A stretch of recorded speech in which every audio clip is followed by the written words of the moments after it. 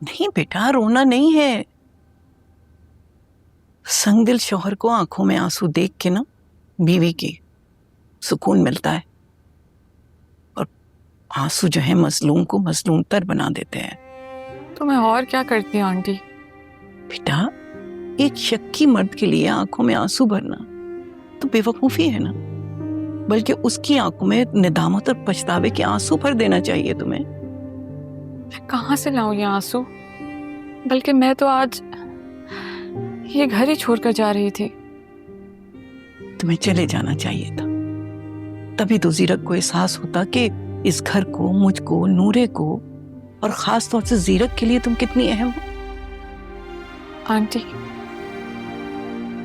मैं जीरक के रवैये से घबराकर आपको इस तरह इस हालत में छोड़कर नहीं जा सकते, और ना ही नूरे से अलग रह सकती हूँ।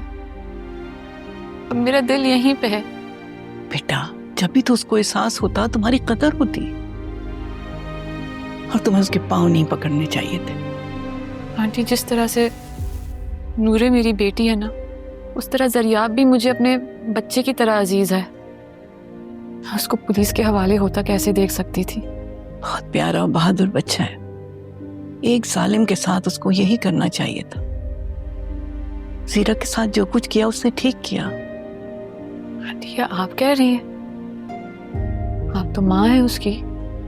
हाँ बेटा, मैं भी कभी अपने गुरूर और ऊंचे स्टेटस के घमंड में सांसे बरतरी का शिकार थी, लेकिन इस बीमारी ने मेरे सारे गुरूर को एक झटके में खाक में मिला दिया। मुझे यकीन हो गया कि अमीरी, गरीबी, अदना, आला, ये सब तो इंसान की आजमाइश है।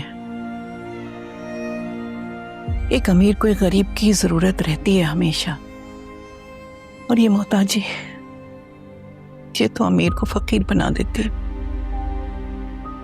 कितना बुरा भला किया मैंने तुम्हारे साथ,